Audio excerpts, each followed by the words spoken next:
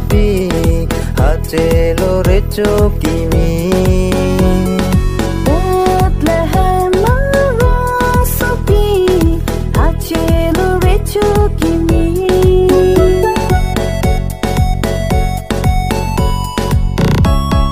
Adim long le that sea Long hong alo kape Take it ribang itom dam si Adim ribang tegloti Adim long le that sea Long hong alo kape Take it ribang itom dam si Adim ribang tegloti Happy Christmas, Happy Christmas Merry Christmas, Merry Christmas Happy, Happy Christmas Merry, Merry Christmas Bethlehem arong Sophie Hace Loreto Kimi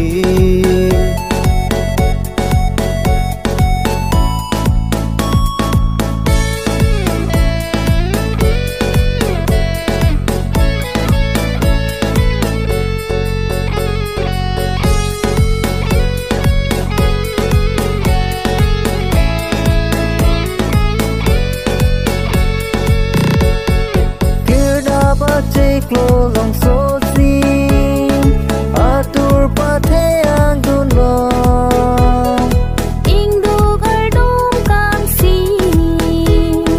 Chelo me thanga dindi clear da ba take lo long so si atur pathe ang dun long Ingdu gardum kam si Chelo me thanga dindi Happy Christmas, Happy Christmas Merry Christmas, Merry Christmas Happy, Happy Christmas Merry, Merry Christmas Bethlehem arong Sophie Hace Loreto Kimi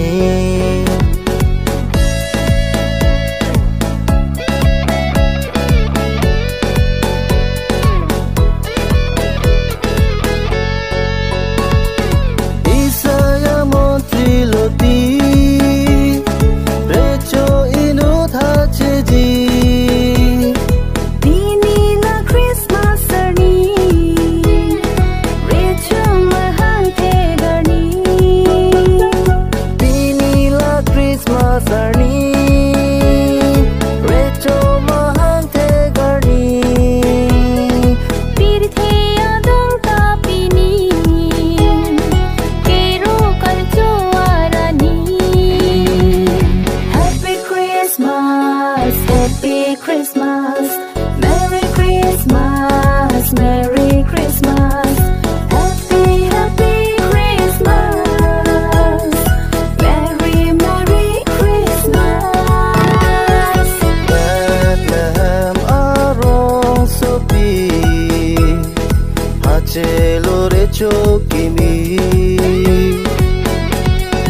Bethlehem orong Sophie Hace Loreto Kimi Hace Loreto Kimi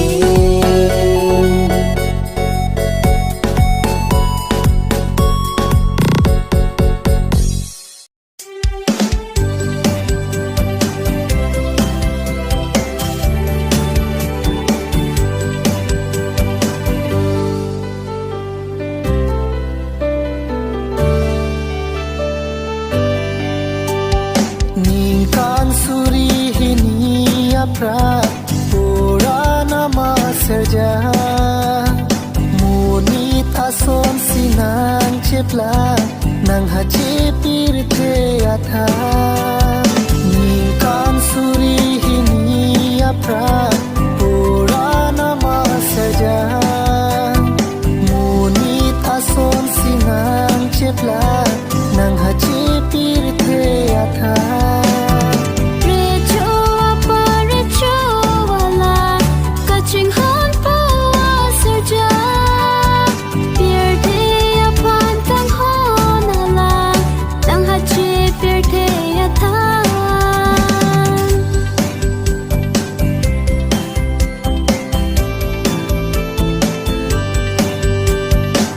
nang ting pi ya long kang sam ri pi yang bo nang chikla lo ar na ma ja ba na so chiplang muni ta so chiplang nang ha chi lo pir the ya tha bon ta mo ni dim pi pe si ave ma hang the dia di ha ajo pi si dim ki ni jisu ka ha chi dia di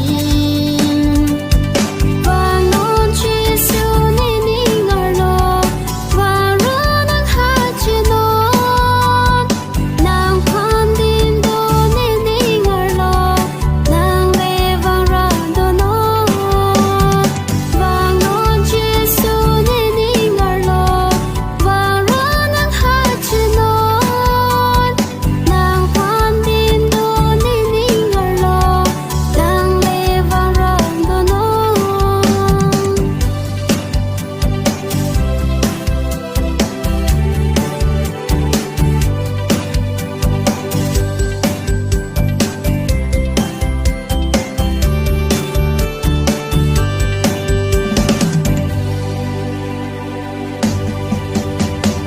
ha sini ngalong nang ri chu ang ho o kang lo nang du ana no mo ni phan kang ho wang pi the ya lo te jok ji mo ni a kal jo ha sini ngalong nang ri chu ang ho o kang lo nang du ana no mo ni phan kang ho wang pi the ya lo pe jok ji mo ni a kal jo bon ta mo ni cha che de si prana ma so ha che adi apu bi ji ave adi re choki mi ha che ani Recho apa recho wala Kaching han po sarja Pier te apan kang honala Tang hache pier te ata Vangon Jesu ni ningar lo Varan ang hajinon Nang pandin do ni ningar lo Nang levang rado non Vangon Jesu ni ningar lo Varan ang hajinon Nang pandin do ni ningar lo Nang levang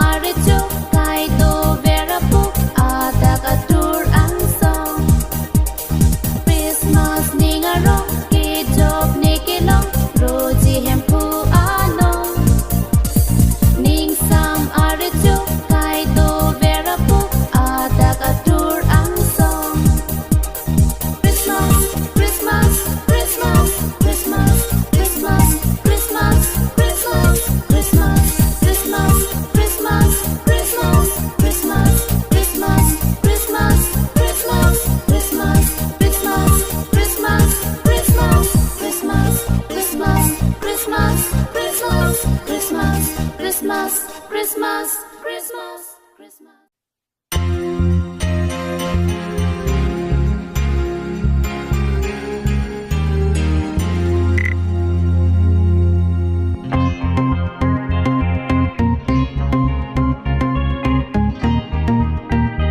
Merry Christmas, Merry Christmas, haning karong denta. Naning arjan ponon pen kinanta. Kay kisumpen job ponon kinanta. Merry Christmas, haning karong denta. Penne une pinarania son. Jilpo jilpi pen lika cheton long.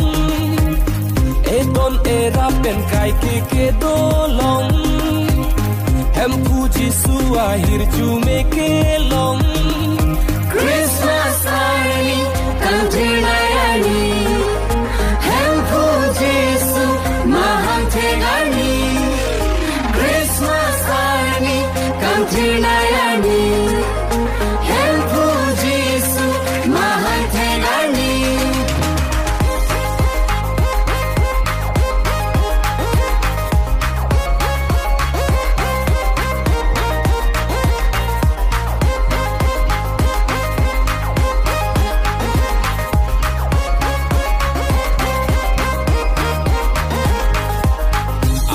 Jong hele jelar tame Arni ajak leche mantame Ili tuma hem fuji su krisi evan elan tame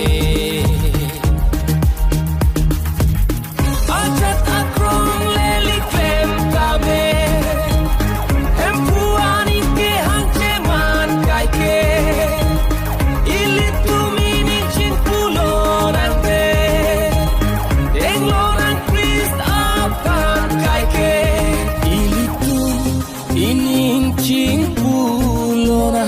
Tenglonan Chris akan kaike ilitu ining cingkulonan Tenglonan Chris akan kaike. We wish you a Merry Christmas. We wish you a Merry Christmas. We wish you a Merry Christmas and a Happy New Year. Akimia sengkantanan letan lonon. Akimia kate antate glongponon. Akimia kemanta gleng kuporon. Ilitum ningkehan empupa pengporon. Kai keli kemangan gleng vengporon. Ning isi ceparayan empupa pengporon. We wish you a Merry Christmas. We wish you a Merry Christmas. We wish you a Merry Christmas and a Happy New Year. Christmas arni kantirayani. Hem puji su mahang tegani.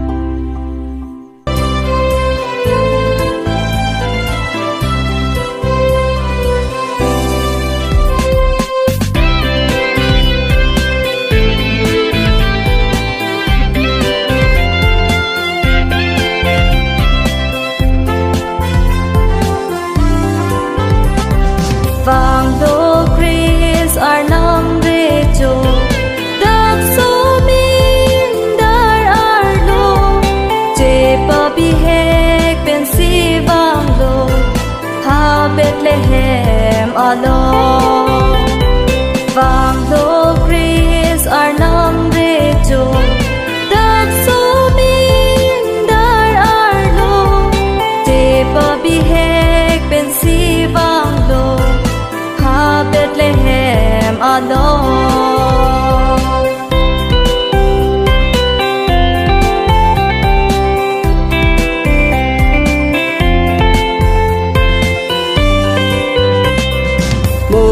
da pap ka dia jisi ha chelo pini boni da phan ka pe jok jisi wan tang lo pini boni da pap ka dia jisi ha chelo pini boni da phan ka pe jok jisi wan tang lo pini nàng nong pa che thang nàng ra ti bang ver nàng Hosanna Hosanna nàng nong pe the nàng nong pa che thang nàng ra ti bang ver nàng Hosanna Hosanna nàng nong pe the nàng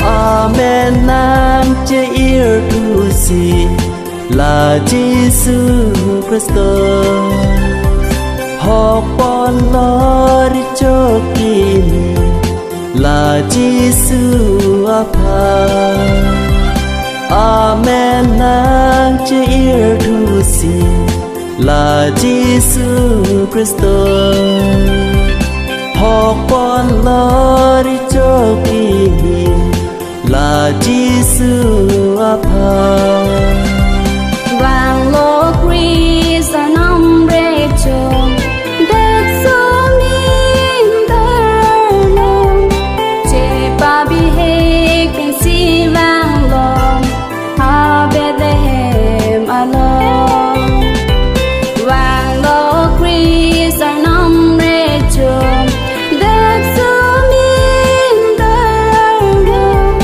che pa bi hek ben si vang lo ha Bethlehem alo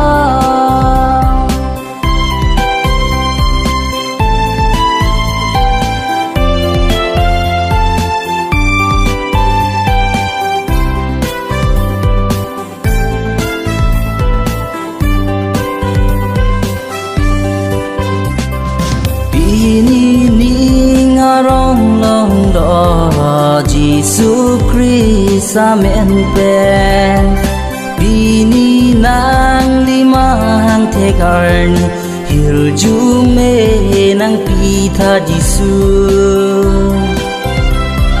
Bini nang lima hang the karni hil ju me nang pitha Giêsu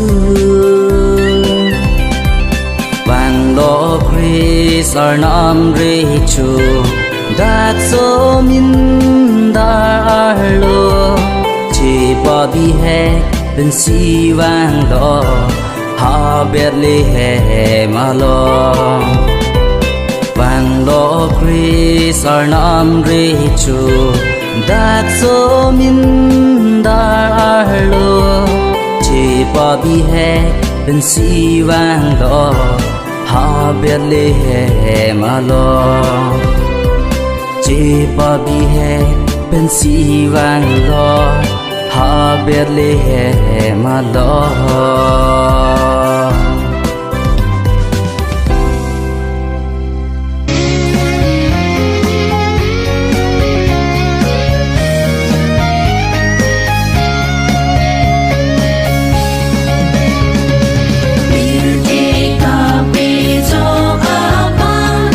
Bang lo hem pu a me tha